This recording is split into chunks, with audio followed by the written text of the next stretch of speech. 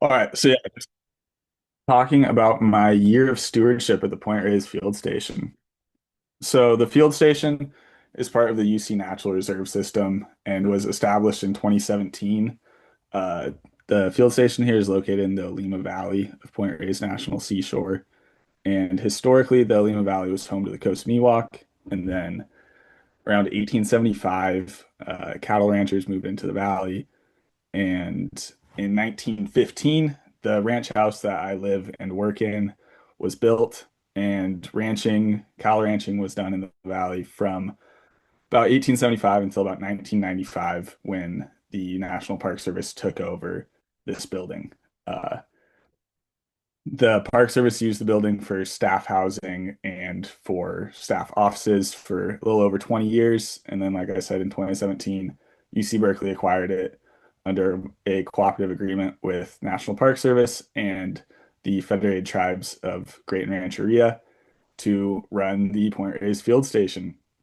So the field station here, whoops, is the most visited of the UC Natural Reserves, likely because of its proximity to Davis, Berkeley, and Santa Cruz. It's pretty accessible for all of those UC schools to come to.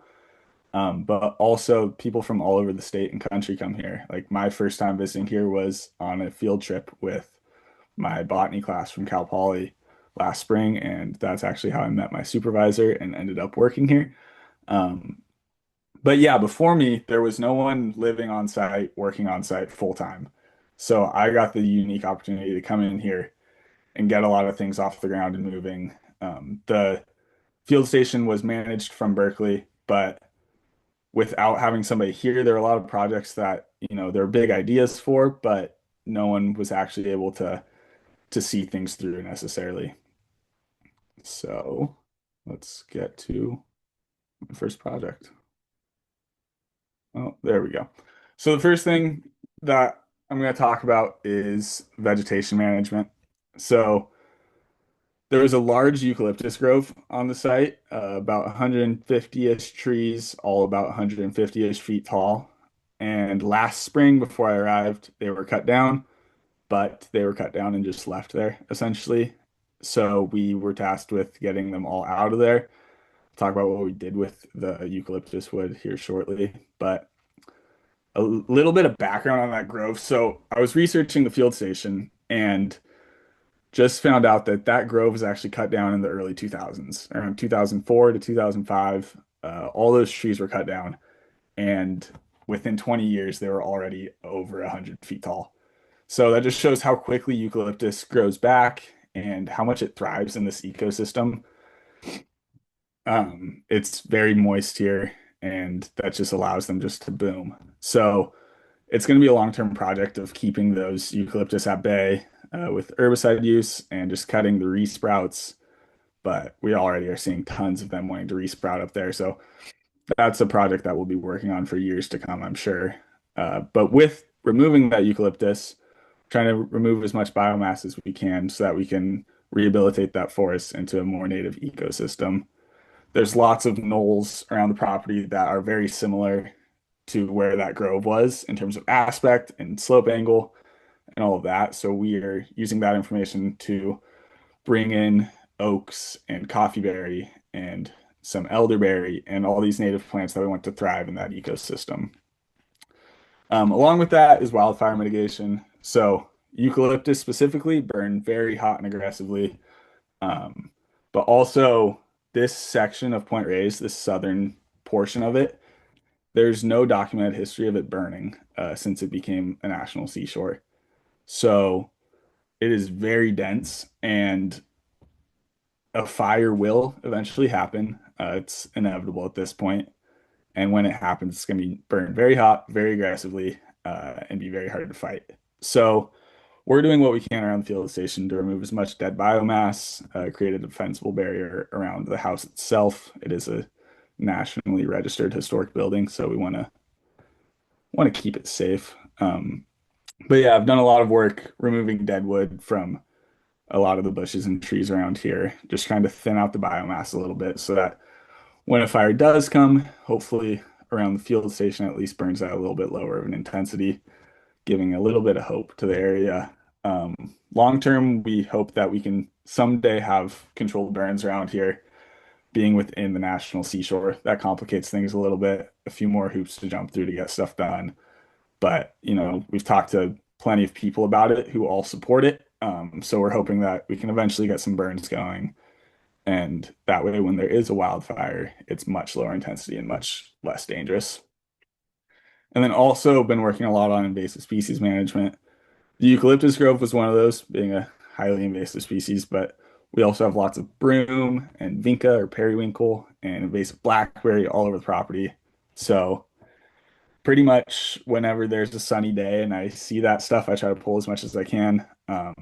It is a lot of work and it feels like a losing battle at times being one person out here doing that. But whenever we get volunteers out here, it's incredible how much work we can get done in a short period of time. So yeah, that's all the vegetation management. And then next, going to talk about these safari tents that we installed. So this was a long time coming, but this past fall we broke ground on building these two large safari tents, and we actually used the eucalyptus for the construction. Let me start this little time lapse of them. But you can see that we use the eucalyptus for the vertical and horizontal supports on the structures. Eucalyptus is widely regarded as a pretty terrible building material because it wants to split and fray and twist and do pretty much everything that makes wood not usable. That's why it's historically just used as firewood and paper pulp. But there was a study out of Kenya, I believe it was, that gave a technique of how you can slowly cure it and dry it out much slower than it naturally would so that it doesn't want to split and fray as badly. Um, so what we did is we applied glue to both cut ends of the logs and left the bark on them for a long period of time.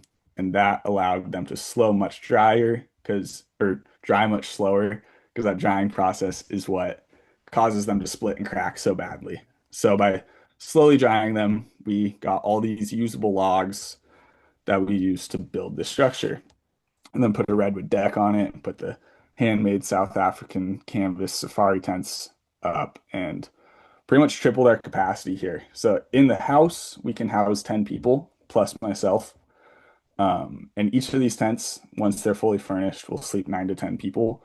So that allows us to bring in researchers for longer projects than if they were just staying here camping. And it also allows us to alleviate some of the pressures on this house. It's a 110-year-old house with very old plumbing and electrical work, and doing whatever we can to limit the damage we do to the house is important for its longevity. So these tents just allow us to bring in more people without, putting that wear and tear on the house.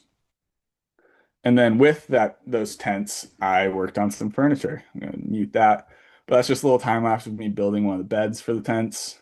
We used the same design of eucalyptus for both the beds and the Adirondack chairs, using that as the support. And that was a super fun experience because, like I said earlier, I didn't ever think of using eucalyptus to build stuff. Eucalyptus is all over California specifically, but the whole country, and it's very just invasive and no one removes it because there's no use for it and it grows back so quickly. But being able to actually use it to build stuff was extremely fulfilling. It made me feel like there's hope for, getting some of these eucalyptus groves out. But yeah, built the beds and the chairs to match the design, and then also built these shelves for the tents that are all redwood. And then in the bottom middle was a little more of a fun project for the house, building a new kitchen island that doubled the size of our original island.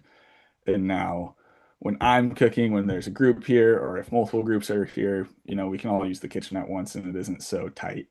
So personally, that's been the one that I feel like has made the biggest difference for me because I don't have to bump elbows with people in the kitchen as much anymore. And then the last thing I'm going to talk about is the research that I was lucky enough to join on to when I moved here. So I'm working on a research project on the Point Reyes mountain beaver, which is an isolated subspecies up here, Apodontia rufifea. So this isolated subspecies is only found in Point Reyes and the surrounding area. There's another isolated subspecies up in Point Arena, and the main species extends from somewhere around Yosemite all the way up into British Columbia.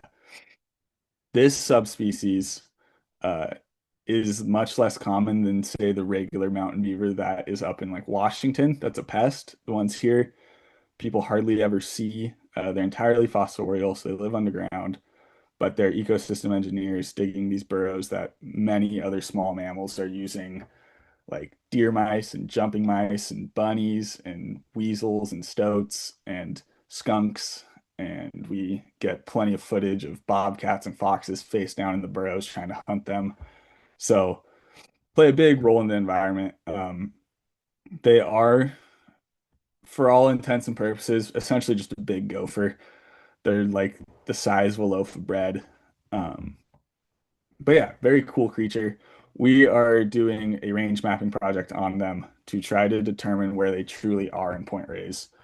Um, Previously, we had ideas from surveys that had been done and notes from naturalists and biologists from the past 100 years, and gives us an idea of where they are, as well as some museum specimens. But through this study, we were able to do field surveys using track and sign to find their burrows.